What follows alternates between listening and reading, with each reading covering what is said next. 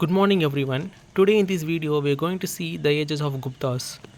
The fall of Kushana Empire led to the establishment of Gupta Empire, which means after the decline of Kushana Empire, the Gupta Empire started to emerge. Even though it is not as large as Mauryans, it kept North Indians united for more than a century. This period is also known as Golden Age of Hinduism.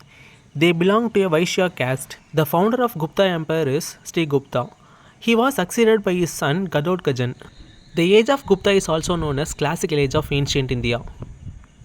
Of course, we all have a question in our mind: how do we come to know their periods, their regions, and their achievements? The answer is by referring the sources they have left. In this case, there are two sources given for us. One is literary sources and second one is epigraphical sources. The literary sources include Puranas, Devi Chandraguptam, Mutra Rakshasam, and Fagyan's account. In Puranas, the genealogy of a Gupta king and the history of their families are given. Devi Chandraguptam and Mutra Rakshasam are the two important sources in which we can read the rise of the Guptas. Fagyan is a Chinese traveler who came to India during Gupta Empire.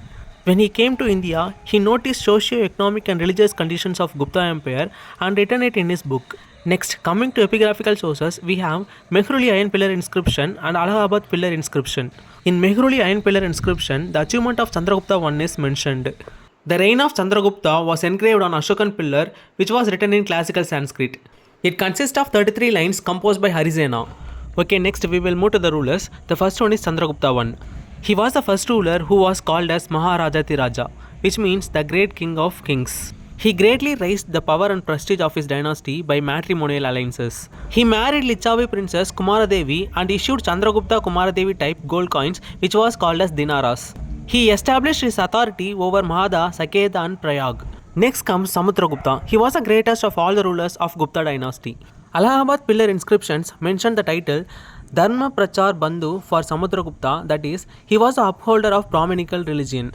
It also mentions Devanam Priya, but in Sanskrit it was mentioned as Devanam Priya, which means beloved of the gods. Let's go through the three stages of Samudragupta's military campaign. The first one is campaign against North India, and the second one is Dakshinapatha expedition, and the third one is second campaign against North India. Samudragupta was referred to as Indian Napoleon by V.S. Smith for his bravery and military conquest. Now, we will discuss the three stages in detail. During North India expedition, he defeated Achyuta and Nagasena. Achyuta was probably a Naga ruler, and Nagasena belonged to the Kota family ruling over Upper Gangetic Valley. Hence, he gained complete mastery over Upper Gangetic Valley.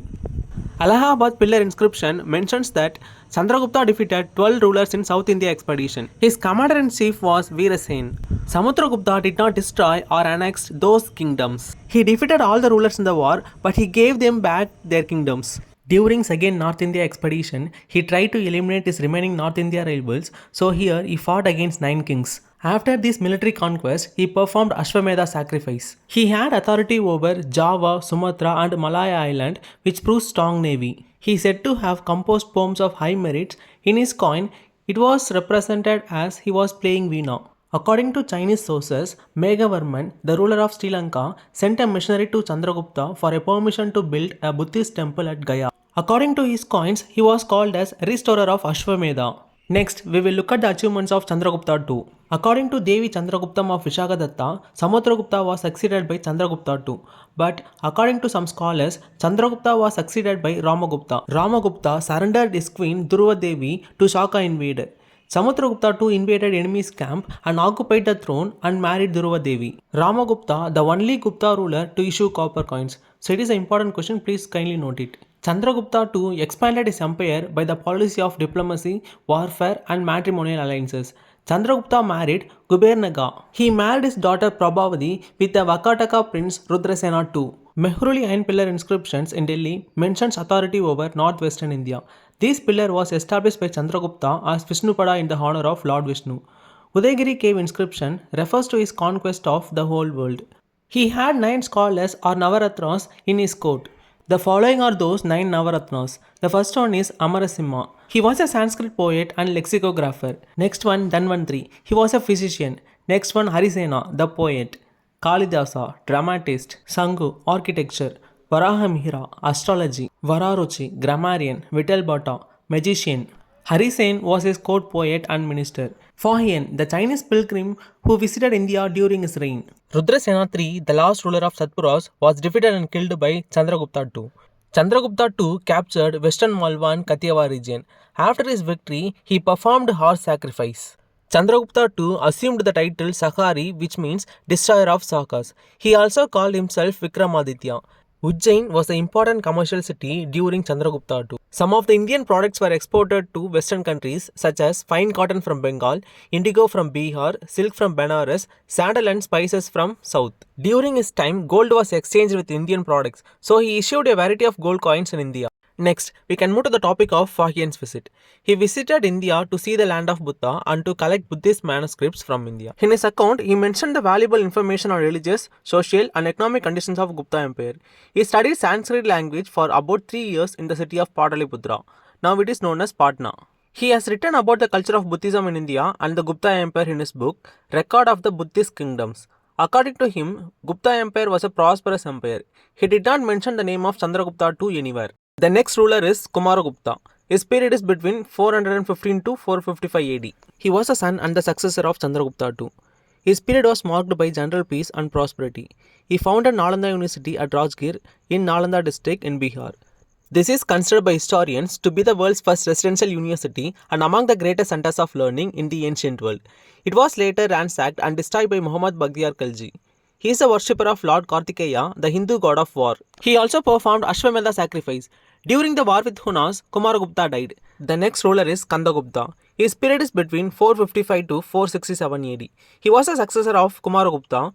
He fought successfully against the Hunas and saved the empire.